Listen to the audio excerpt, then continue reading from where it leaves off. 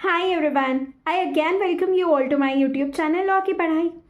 आज मैं आपसे ना बहुत इंटरेस्टिंग बात डिस्कस करने वाली हूँ regarding divorce and maintenance. Yes, you heard that right, काफ़ी इंटरेस्टिंग है। ध्यान से सुनिए, अंत तक सुनिए। आपको कुछ इंपॉर्टेंट कॉन्सेप्ट्स क्लियर करने जा रही हूँ आज मैं आपके।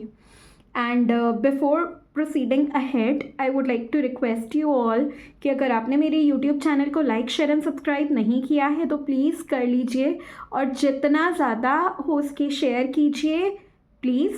एंड जो मेरे चैनल के बगल में एक बेल आइकन है, आप उसको भी प्रेस कीजिए सो दैट जैसे ही मैं अपना वीडियो अपलोड करती हूँ वैसे ही आपके पास नोटिफिकेशन आ जाएगी and you will be able to see my video and get updated yourself with the legal knowledge.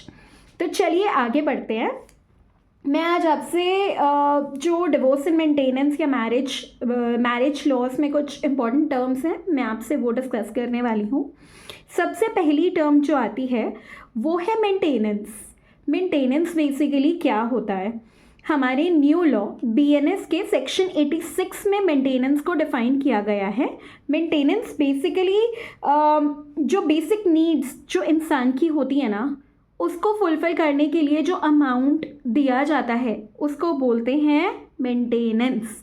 For example, रोटी कपड़ा मकान जैसी बेसिक रिक्वायरमेंट, या फिर बेसिक रिक्वायरमेंट्स में आजकल एजुकेशन भी आ जाता है, मेडिकल एक्सपेंसेस भी आ जाते हैं। तो जो मंथली एक्सपेंसेस होते हैं, इन सब चीज़ों के लिए जो प्रोवाइड किए जाते हैं उनको बोलते हैं मेंटेनेंस के मंथली एक्सपेंसेस होते हैं। प्लस मेंटेनेंस कौन कौन क्लेम कर सकता है? मेंटेनेंस क्लेम कर सकते हैं स्पाउस, मेंटेनेंस क्लेम कर सकते हैं पेरेंट्स, मेंटेनेंस को क्लेम किया जा सकता है चिल्ड्रन के द्वारा, या फिर अगर कोई डिपेंडेंट रिलेटिव्स अगर हैं आपके ऊपर तो वो भी मेंटेनेंस को क्लेम कर सकते हैं।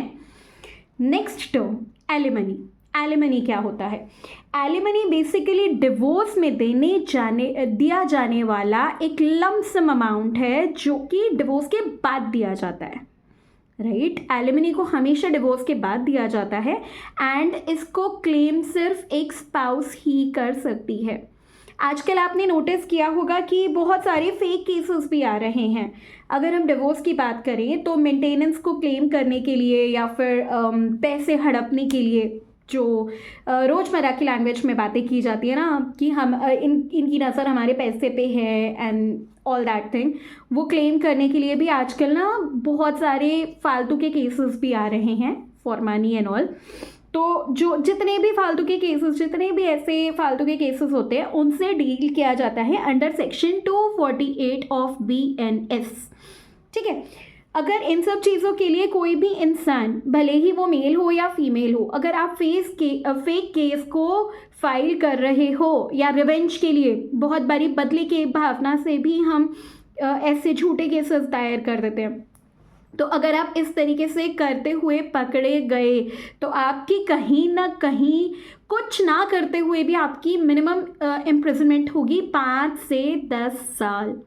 तो जो भी इस तरीके की हरकतें करता है उसको 5 से 10 साल की सज़ा होती है depending upon the gravity of the case. वहीं अगर आप कोर्ट में अंडर ओथ झूठी गवाही देते हो, ओथ पे झूठी गवाही देते हो, तो उसके लिए भी एक स्पेशल टर्म है जिसको बोलते हैं पर्जरी।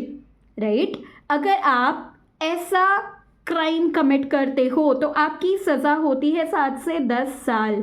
तो अंडर ओथ झूठ जो भी बोलता है उसको 7 to 10 ईयर्स का इम्प्रिजनमेंट होता है, प्लस जो भी झूठे केसेस फाइल करता है, जो भी बैड इंटेंशन से, झूठे इंटेंशन से पैसे लेने के लिए, धोखा देने, रिवेंज लेने के लिए कोई भी गलत टाइप के केसेस फाइल करता है उसको इम्प्रिजनमेंट होती है 5 से 10 ईयर्स के बीच में। तो मुझे कमेंट करके बताइए इसमें अगर आपको कोई डाउट आता है, तो आपके कोई अगर क्वेश्चंस आपने पूछने हैं इनसे रिलेटेड तो प्लीज़ पूछ लीजिए। बाकी मिलती हूँ एक और नए कॉन्सेप्ट के साथ कल, and till then please take care, bye bye.